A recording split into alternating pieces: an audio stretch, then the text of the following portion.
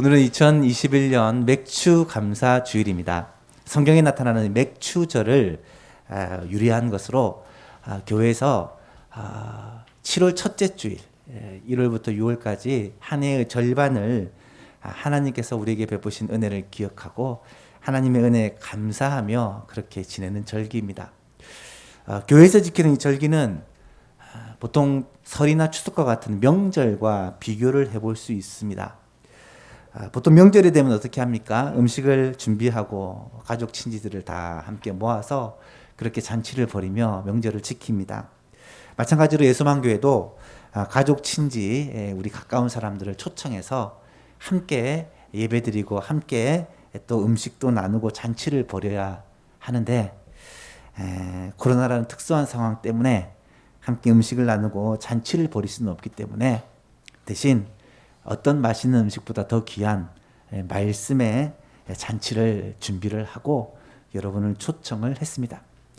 이 축제에 오신 여러분, 오늘도 가족분들 가운데 평소 때 잘 못 오시는 분들이 오셨는데요. 감사를 드리고 오늘 이 자리에 함께 하심을 통해 하나님께서 여러분을 위하여 준비하신 그 충만한 은혜를 받아 누리는 귀한 시간 되었으면 좋겠습니다. 여러분, 인생이라는 것은요, 몇 번의 새 출발의 기회가 있습니다.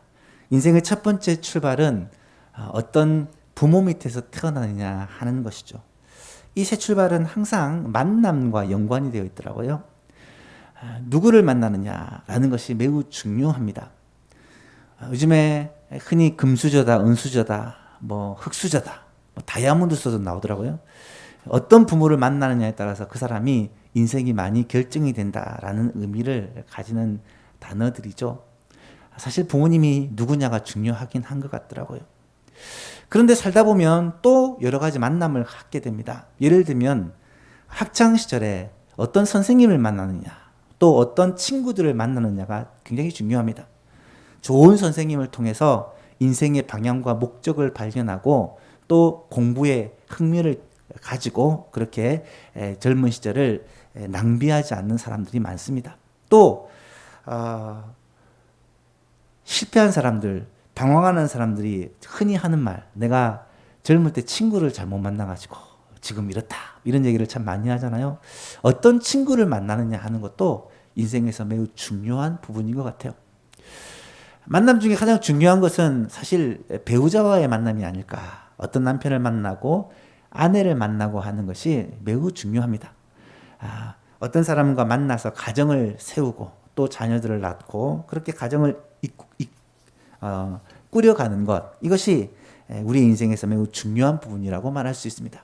여러분, 인생에 여러 가지 새 출발의 기회가 되는 수많은 만남 가운데 사실 가장 중요한 만남, 너무나도 소중한 만남이 있다면 저는 분명하게 말씀드릴 수 있는 것이 바로 하나님과의 만남입니다. 제가 경험을 했고 이 자리에 앉아 계신 대부분의 사람들이 경험을 하고 지금도 누리고 있는 하나님과의 만남으로 말미암아 우리의 인생이 바뀌는, 생각과 삶이 변화되는 그런 경험들을 하셨을 것이고 또 하셔야 될 분이 이 자리에 앉아 계십니다. 하나님과의 만남, 이 하나님은 어떤 분이신가? 이 하나님은 천지 만물의 창조주이시자 지금도 통치자가 되시고 모든 만물을 다스림과 동시에 우리를 인도하시고 보호하시고 함께 하시는 분이시다라는 것을 말씀드리고자 합니다. 오늘 짧은 시간 동안 아마 30분 안쪽이 될 것 같아요. 짧은 시간 동안이지만 이 하나님에 대해서 그리고 그의 아들 예수 그리스도에 대해서 여러분과 함께 나누기를 원하는데 이 시간 동안 나누는 이 말씀이 여러분의 인생에서 어쩌면 가장 중요한 변화의 계기가 되지 않을까라는 그런 간절한 마음으로 오랫동안 기도하면서 말씀을 준비했습니다. 이 말씀을 통해 하나님의 음성이 여러분에게 들려지기를 원하고 여러분 마음을 감동하는 능력이 될 수 있기를 간절히 소원합니다. 여러분, 세상을 살다 보면요, 사람은 환경의 영향을 참 많이 받습니다. 사람처럼 환경 영향을 많이 받는 것이 없는 것 같아요.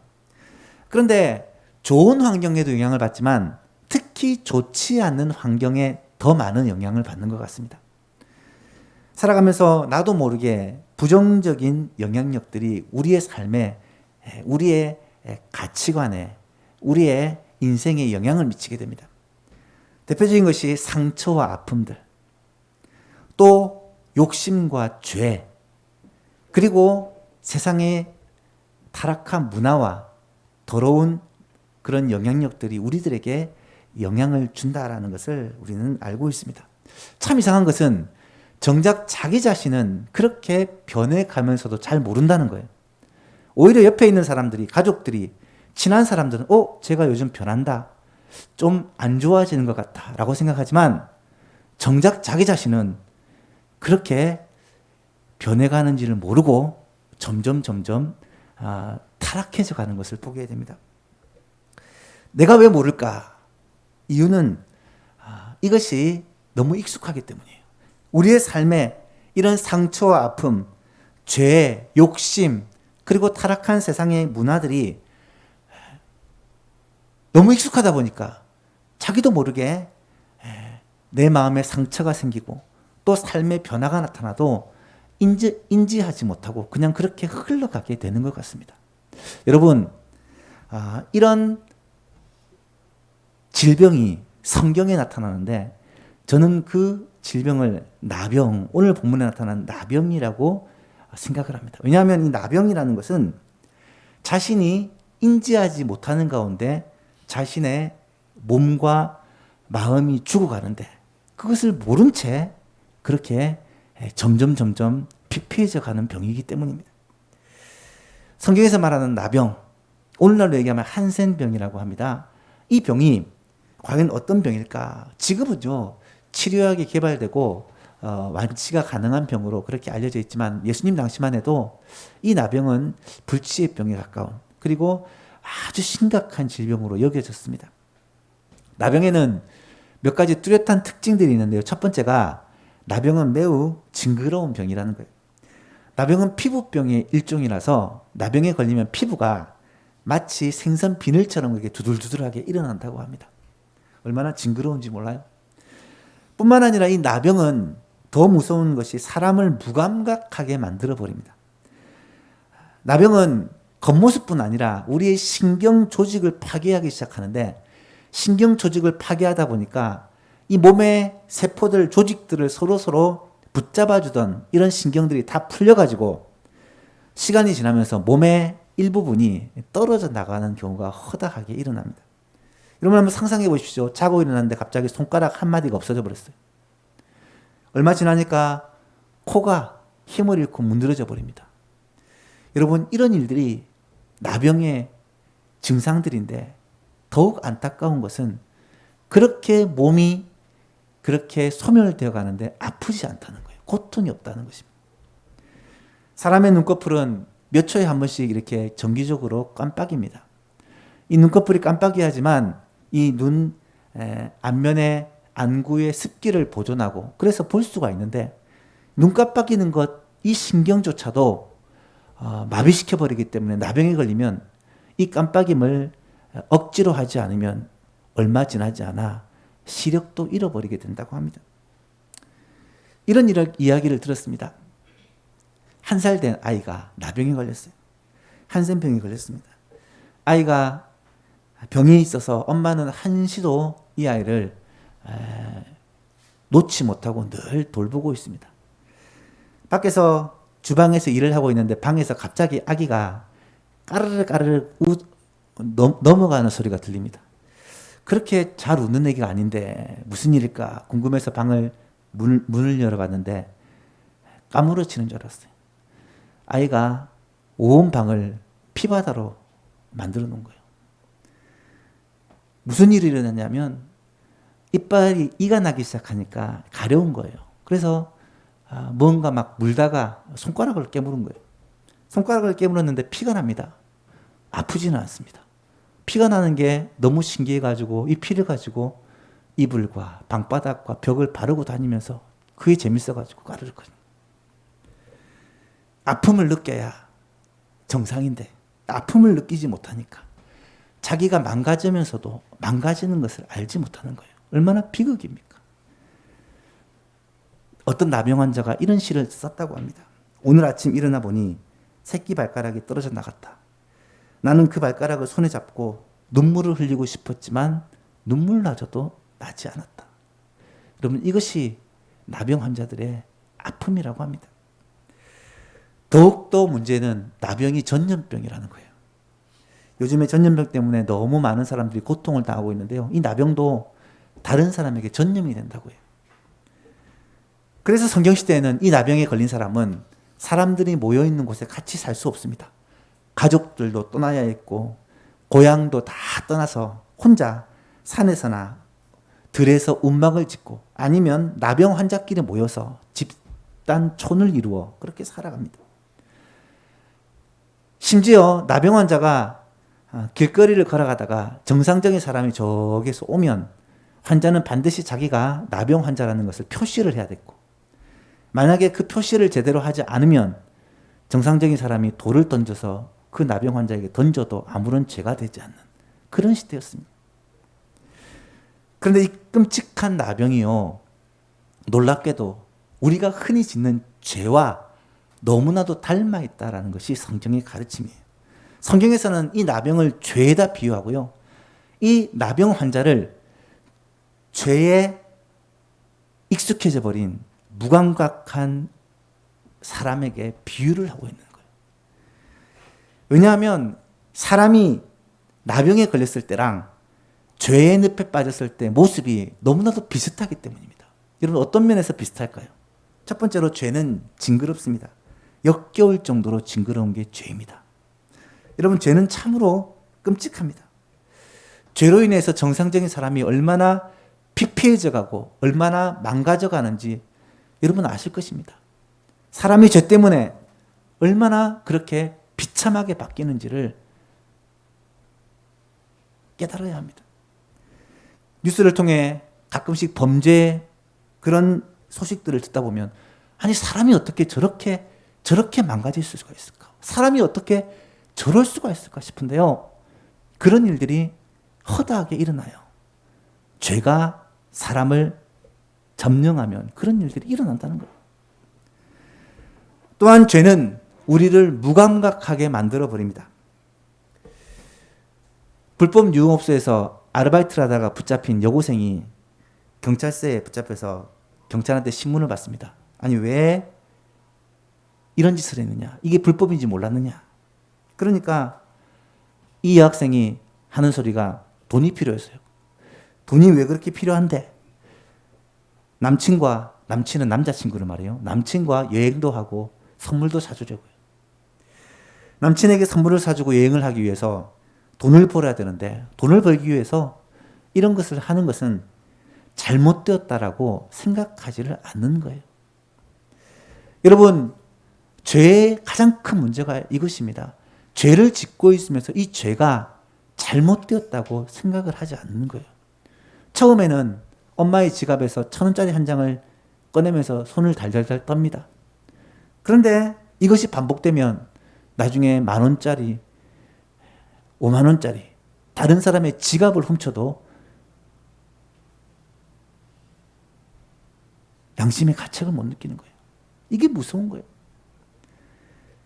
범죄할 때 처음의 떨리지, 범죄를 자주 하게 되면 이 범죄가 잘못되었다라는 걸 잊어버린다고 합니다.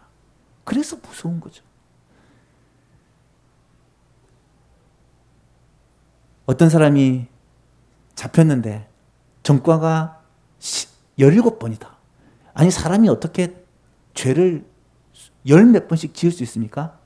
한 번, 두 번 짓는 게 힘들지 계속해서 죄를 지으면 그 마음에 화인 맞은 자처럼 되어서 죄 짓는 것이 두렵지 않다는 거예요.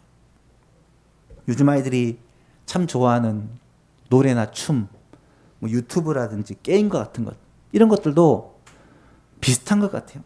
처음에는 공부하다가 스트레스를 풀기 위해서 뭐 취미 활동으로 그렇게 즐기다가 어느 순간부터 이게 중독이 되고 나니까 자기가 자신을 제어하지 못할 정도로 그렇게 아예 삶의 생활의 모든 패턴을 무너뜨려 버리는 것입니다.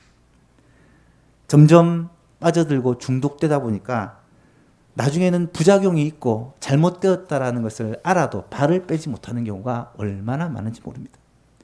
죄는 이처럼 우리의 삶을 점점 무너뜨려 가지만 이것을 무감각하게 만들기 때문에 심각하다는 걸 깨닫지 못하게 만듭니다.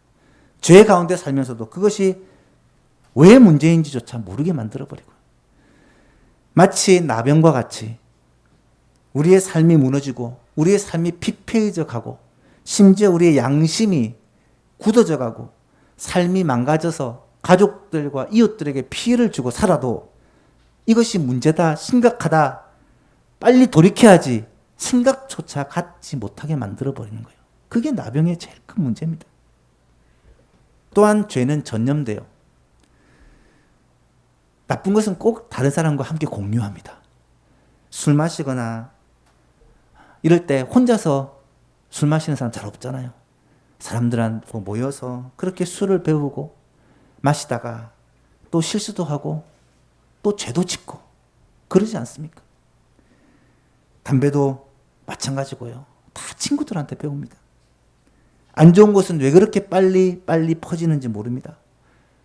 안 좋은 문화, 전혀 유익하지 않는 유튜브 채널 이런 것들은 금방 퍼져서 많은 사람들이 그렇게 빠져가는 것을 보게 됩니다.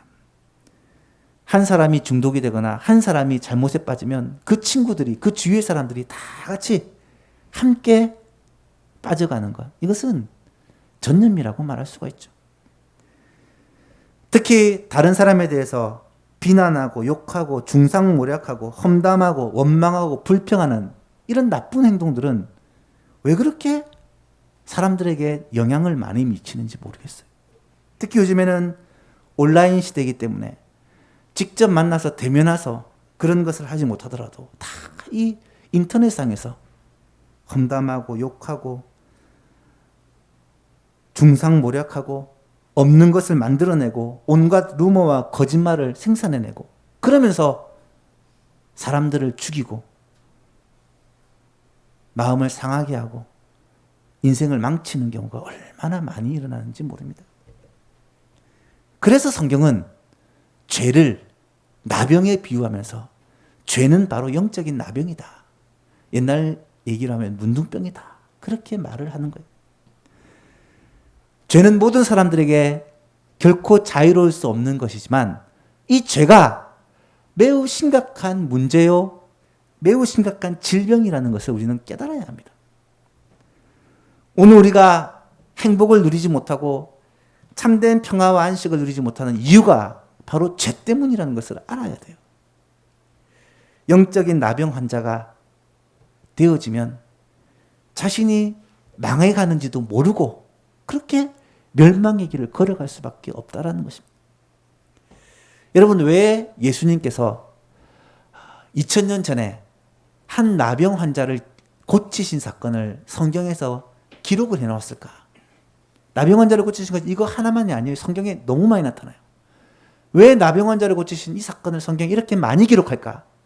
그 이유를 생각해 보니까 장차 오고 오는 시대에 영적인 나병, 마음의 한센병이라고 말할 수 있는 이 죄의 문제를 인하여 고통당하는 우리들을 향해 예수님이 경고하기 위해 또 이 죄에서 벗어나는 방법을 가르쳐주기 위해 이 이야기를 기록한 것이 아닐까라는 생각을 갖게 되었습니다.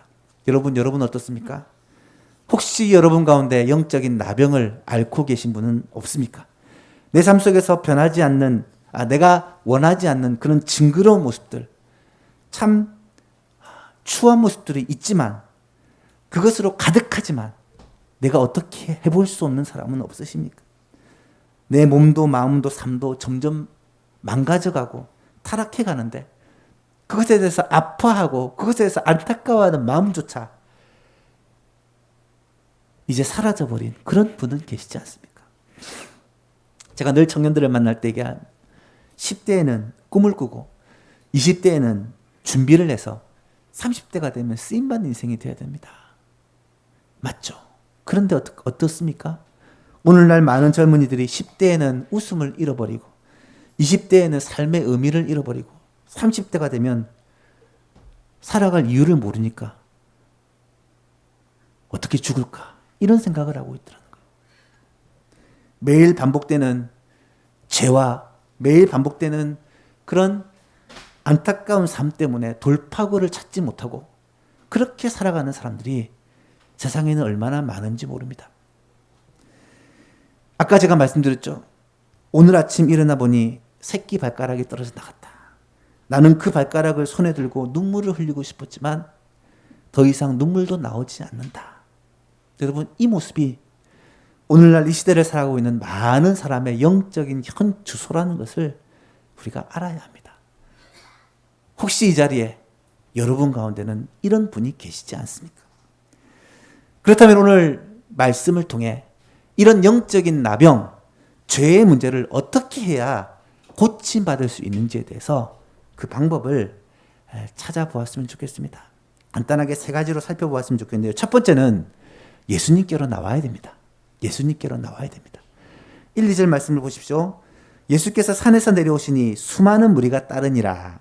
한 나병 환자가 나와 예수님께 나와 절하여 이르되 주여 원하시면 저를 깨끗하게 하실 수 있나이다 하거늘.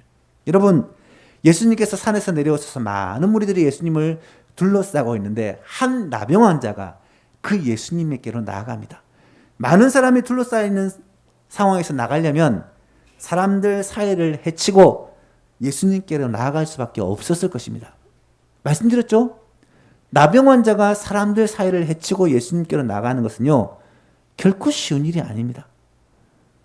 이 당시 문화에서는 만약에 그랬다가는 당장 돌에 맞아 죽을 가능성이 굉장히 많습니다. 사실 이 나병 환자는 목숨을 걸고 예수님께로 나간 것입니다. 여러분, 예수님께 나가는 일이 그렇게 쉽지 않습니다. 예수를 믿는 분들은 주일날 교회 나오고 하나님께 예배하는 것이 쉬운 일로 생각하기 쉽지만 이 자리에 초청받아 오신 여러분들은 이렇게 교회에 나오고 예배를 드리는 것이 너무 힘든 일이에요. 상황과 환경이 힘들고요. 또 형편이 힘들고요. 우리의 마음이 잘 움직이지 않고요. 예수님께로 나오려면, 교회에 나오려면 온갖 장애물이 우리에게 있습니다. 오늘도 날씨가 갑자기 어제 안 좋아져서 걱정을 참 많이 하고 기도를 많이 했습니다. 정말 밤에는 물을 쏟아 붓는 것처럼 비가 오더라고요. 내일 저렇게 비가 오면 어떡하지? 애가 타더라고요. 하나님께서 우리의 기도를 들으시고 긍휼을 베푸셔서 그래도 좋은 날씨를 주셔서 여러분 오실 수 있었을 것 같아요. 비만 오면요, 교회 오는 것이 힘들어져요. 참 안타깝습니다. 그런데 예수님은요, 우리를 향하여 초청하십니다. 예수님이 뭐라고 초청하는 줄 아십니까? 마태복음 11장 28절에 보면 예수님이 하신 말씀이에요. 수고하고 무거운 짐진 자들아 다 내게로 오라. 내가 너희를 쉬게 하리라. 예수님은 우리가 수고하고 무거운 짐을 지고 있는 것을 아시고 우리들에게 참 쉼과 참 안식을 주시기 위해, 그리고 우리의 이 무거운 짐을 해결해 주시기 위해 우리를 주님께로 부르고 계시다는 것입니다. 주님 앞으로 나오신 여러분 참 잘하셨습니다. 주님 앞으로 나와야 돼요. 그리고 뭘 해야 됩니까? 두 번째로 예수님께서는 내가 낫기를 원하신다는 사실을 믿어야 돼요. 예수님께서는 나를 고쳐주시기를 원하신다는 사실을 믿어야 합니다. 3절에 보니까 예수께서 손을 내밀어 그에게 대시며 이르시되 내가 원하노니 깨끗함을 받으라 하시니. 여러분, 제가 이 말씀을 읽고 얼마나 감동을 했는지 몰라요. 그래서 제가 오늘 설교의 제목을 내가 원하노니 깨끗함을 받으라 그렇게 붙여보았습니다. 하나님께 나아간 자에게 필요한 한 가지가 있는데 그게 뭐냐면 믿음입니다. 믿음. 하나님께 나아가는 자는 반드시 믿음이 있어야 돼요. 히브리서 11장 6절에 보면 믿음이 없이는 하나님을 기쁘시게 하지 못하나니 하나님께 나아가는 자는 반드시 하나님이 계신 것과 살아 계신 것과 또 그가 자기를 찾는 자에게 상 주시는 이심을, 은혜를 베풀어 주시고 치유의 회복의 은혜를 베풀어 주시는 분이심을 믿어야 한다고 말씀하고 있습니다. 예수님께로 나아가면서 예수님이 원하시면 나를 깨끗게 하실 수 있습니다 라고 믿고 나아갔던 나병 환자처럼 이 시간에 하나님 앞에 나올 때 주님은 나를 깨끗게 하실 수 있습니다. 주님은 나를 온전하게 하실 수 있습니다. 믿음으로 나가야 된다는 거예요. 이 시간 나를 고치시고 또 나를 고치실 수 있고 고치시기를 원하시는 그 주님을 믿을 수 있기를 바랍니다. 영적 나병에서 우리를 깨끗하게 하시고 온전하게 하시고 새롭게 하실 그 주님을 믿을 수 있기를 바라요. 여러분, 이 나병 환자가 지금까지 어떤 삶을 살았겠어요? 생각을 해보세요. 예수님은 그 나병 환자가 자신 앞에 엎드려 간구할 때 그에게 손을 대시며 이르시기를 내가 원하노니 깨끗함을 받으라. 그렇게 말씀하셨는데 지금까지 그 어떤 누구도 이 나병 환자에게 손을 대지 않았습니다. 지금까지 그 어떤 사람도 이 나병 환자의 근처에 오지를 않았어요. 이 나병 환자의 말에 귀를 기울여 주지 않았습니다. 아무도 나를 가까이 하지 않아서 나병 환자는 결국 같은 나병에 걸린 사람들과만 그렇게 어울릴 수가 있었던 자입니다. 그런데 예수님이 이 나병 환자를 향해서 뭐라고 말씀하느냐? 내가 원하노니 깨끗함을 받으라. 오늘 이 은혜가 이 가운데 함께하기를 원하고 하나님 앞에 나온 우리들에게 이 치유의 능력이 함께하시기를 간절히 소망합니다. 놀라운 것은 이 믿음이 우리가 쟁취하거나 붙잡는 게 아니라 하나님이 주시는 것이라는 거예요. 성경을 읽어보면 하나님 앞에 우리가 나아가서 주님을 우리의 마음에 영접하면 주님이 우리에게 믿음을 주세요. 아, 하나님이 살아계시는구나. 하나님이 자기를 찾는 자에게 상 주시는 분이구나. 예수님은 우리를 능히 깨끗하게 하실 수 있고 우리를 회복시킬 수 있구나 라는 것을 믿게 해주신다는 것입니다. 오늘 하나님 앞에 나와 엎드린 모든 성도님들에게 주께서 이 믿음을 선물로 주실 것을 확신합니다.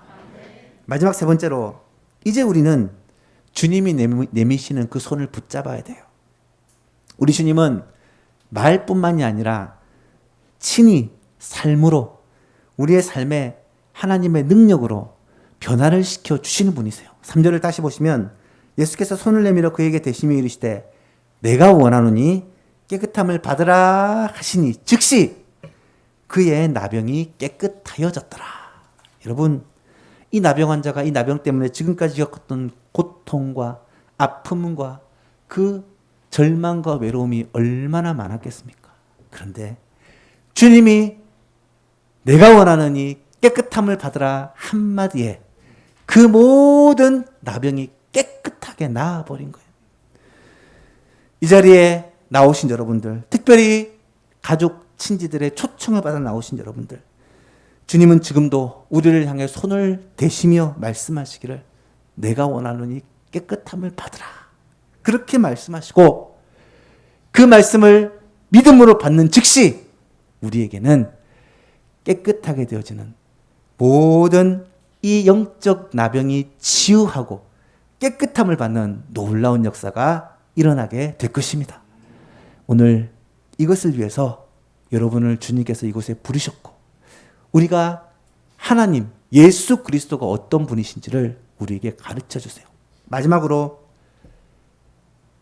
성경 세 구절만 말씀드리고 말씀을 마치려고 합니다. 예수님께서는요, 우리를 영적 나병에서 깨끗하게 고쳐주시기 위해서 오셨다라는 거예요. 예수님이 왜 이 땅에 오셨느냐? 하나님이신 예수님이 왜 이 땅에 오셨느냐? 바로 우리를 깨끗하게 고쳐주시기 위해서라는 것입니다. 마가복음 2장 17절 말씀 같이 한번 읽어볼까요? 시작. 예수께서 들으시고 그들에게 이르시되 건강한 자에게는 의사가 쓸데없고 병든 자에게라야 쓸데있느니라.